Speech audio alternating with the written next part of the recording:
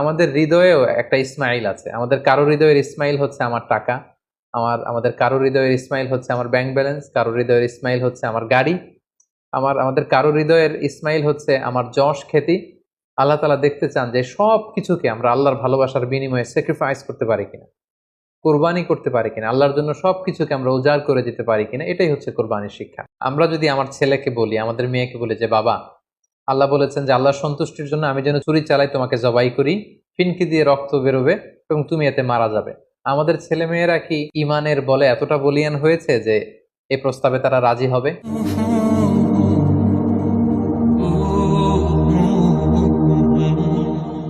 আল্লাহ তাআলা সাইয়েদনা ইব্রাহিম আলাইহিস সালামকে স্বপ্নে দেখালেন যে ইব্রাহিম, তুমি তোমার সবচাইতে পছন্দনীয় বস্তুটি আল্লাহর রাস্তায় কুরবানি করো। একাধিকবার তিনি এই স্বপ্নটি দেখলেন এবং ইব্রাহিম আলাইহিস সালাম বুঝতে পারলেন যে আমার সবচাইতে পছন্দনীয় হচ্ছে আমার ছেলে ইসমাইল, যাকে আমি আল্লাহর আদেশে সেই মক্কার মরুভূমিতে রেখে এসেছি। তিনি আল্লাহ তাআলার আদেশে ফিলিস্তিন থেকে মক্কায় চলে আসলেন।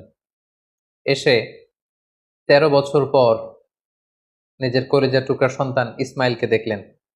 কিন্তু এই ছেলেকেও তিনি বেশি দিন ধরে রাখতে পারবেন না, কারণ আল্লাহ তাআলার আদেশে তাকে জবাই করতে হবে। তিনি ছেলের সাথে কনসাল্ট করলেন। বাবা ছেলের কনভারসেশনটা কেমন ছিল আল্লাহ তাআলা সূরাতুস সাফফাতে খুব চমৎকার ভাবে বলছেন, ফালাম্মা বালাগা মাআহু সাইয়া ক্বালা ইয়া বুনাইয়া ইন্নী আরা ফিল মানামি আন্নী আযবাহুক।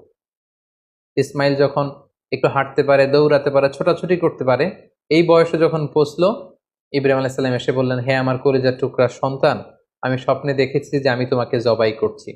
ফানজুর মাযা তারা, what do you think about it, what's your opinion about the matter, তোমার মতামত কি, আমি তোমার মতামত জানতে চাই।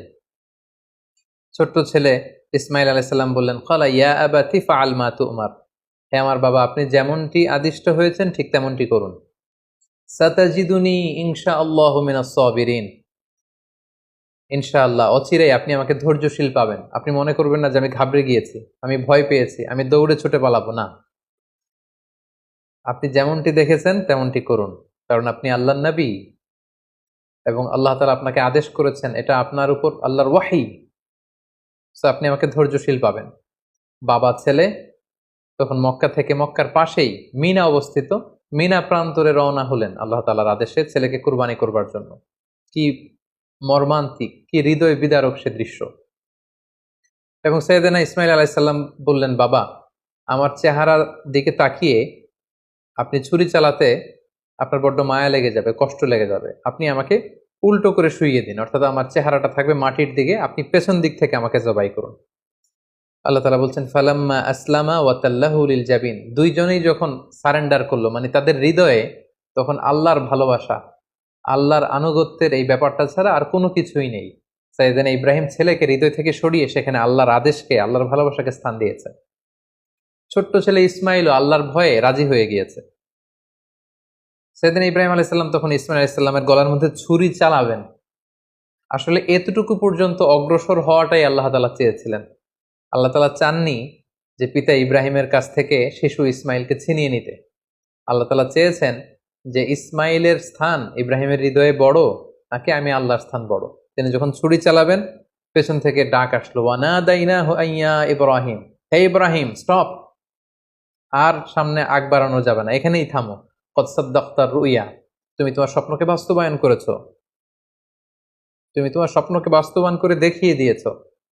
ইন্না কাযালিকা নাজজিল মুহসিনিন, এভাবেই আমি যারা সৎ কর্মপরায়ণশীল তাদেরকে প্রতিদান দিয়ে থাকি। ইন্না হাযা লাহুয়াল বালাউল মুবিন, নিশ্চয়ই এটা অনেক বড় পরীক্ষা। এই বড় পরীক্ষাতেও তুমি বাপ বেটা তোমরা উত্তীর্ণ হয়েছো। ফাদাইনাহু বিযিবহিন আযীম, আল্লাহ তাআলা বলছেন জান্নাত থেকে একটা বকরি এনে, একটা ভেড়া এনে আমি ইসমাইলকে সরিয়ে দিলাম। ইসমাইলের জায়গায় ওই বকরি কুরবানি হয়ে গেল। আল্লাহু আকবার। সাইয়েদনা ইসমাইল আলাইহিস সালাম বেঁচে গেলেন। ওই যে মিনা প্রান্তরে সাইয়েদনা ইব্রাহিম আলাইহিস সালাম ছেলের বদলে বকরি জবাই করলেন, এই দৃশ্যটাও আল্লাহ তাআলার এত ভালো লেগেছে, কিয়ামত পর্যন্ত 10 জিলহজে গোটা বিশ্বের সব সামর্থ্যবান বিশ্বাসীদের জন্য এরকম জবেহ করা, স্যাক্রিফাইস করা, অ্যানিমালসকে স্লটার করা আল্লাহ তাআলা ওয়াজিব করে দিয়েছেন। তার মানে কুরবানির যে বিধান, এটা আমরা সাইয়েদনা ইসমাঈল আলাইহিস সালামের বদৌলতেই পেয়েছি। কেন আল্লাহ তাআলা এমনটি করলেন? আল্লাহ তাআলা চাইলেন যে আমি দেখতে চাই ইব্রাহিমের হৃদয়ে কে বড়, কলিজার টুকরার সন্তান ইসমাইল বড় নাকি আমি আল্লাহ তাআলা বড়। এখান থেকে আমাদের জন্য শিক্ষা হচ্ছে, ইব্রাহিম আলাইহিসসালামের হৃদয়ে সবচাইতে পছন্দের জায়গাটা ছিল তার সন্তান ইসমাইল। কারণ ৮৬ বছর পর একটা সন্তান পেয়েছে। কত মায়ার জায়গায়, কত আদর এবং ভালোবাসার জায়গায় তিনি হৃদয়ে তাকে স্থান দিয়েছিলেন। আল্লাহ চেয়েছেন না, ওই জায়গায় যেন আল্লাহর ভালোবাসাটা থাকে। এজন্য ইব্রাহিম আলাইহিসসালামের উপর সবচেয়ে বড় পরীক্ষা তিনি চাপিয়ে দিয়েছিলেন। সম্মানিত ভাই এবং বোনেরা, আমাদের হৃদয়েও একটা ইসমাইল আছে। আমাদের কারো হৃদয়ের ইসমাইল হচ্ছে আমার টাকা, আমাদের কারো হৃদয়ের ইসমাইল হচ্ছে আমার ব্যাংক ব্যালেন্স, কারো হৃদয়ের ইসমাইল হচ্ছে আমার গাড়ি, আমাদের কারো হৃদয়ের ইসমাইল হচ্ছে আমার যশ খ্যাতি। আল্লাহ তাআলা দেখতে চান যে সব কিছুকে আমরা আল্লাহর ভালোবাসার বিনিময়ে স্যাক্রিফাইস করতে পারি কিনা, কোরবানি করতে পারি কিনা, আল্লাহর জন্য সবকিছুকে আমরা উজাড় করে দিতে পারি কিনা। এটাই হচ্ছে কোরবানির শিক্ষা। এবার আমরা ওনার জীবনী থেকে কিছু লাইফ লেসন নেওয়ার চেষ্টা করব। সর্বপ্রথম যে লাইফ লেসনটি আমরা পাই সেটা হচ্ছে, ইসমাঈল আলাইহিস সালাম ছিলেন আদর্শ সন্তানের নমুনা। আমরা সবাই নেককার সন্তান চাই। আমরা চাই আমাদের ছেলে মেয়েগুলো আল্লাহওয়ালা হোক, আল্লাহর যে কোনো আদেশ তারা খুব সহজে গ্রহণ করুক, মাথা পেতে নেক, এরকম সন্তান আমরা চাই। এরকম সন্তান যদি আমরা চাই, তাহলে তাদেরকে ইসমাঈল আলাইহিস সালামের মতো করে আমাদেরকে গঠন করতে হবে। কারণ ইসমাঈল আলাইহিস সালাম এমন একজন আদর্শ সন্তানের নমুনা ছিলেন। সাইয়েদনা ইব্রাহিম আলাইহিস সালাম যখন তাকে বললেন যে, বাবা স্বপ্নে দেখেছি তোমাকে আমি জবাই করছি, তুমি কি বলো? তিনি এক বাক্যে বলেছিলেন, ইয়া আবাতি ফাআল মা তুমার। বাবা, আল্লাহ তাআলা আপনাকে যে আদেশ করেছেন আপনি তাই করুন, আপনি আমাকে ধৈর্যশীল পাবেন। ঈমানের চেতনা হৃদয়ে কতটা গভীরে প্রথিত থাকলে একজন ছোট্ট ছেলে তার বাবার প্রশ্নের জবাবে এমনটা উত্তর দিতে পারে।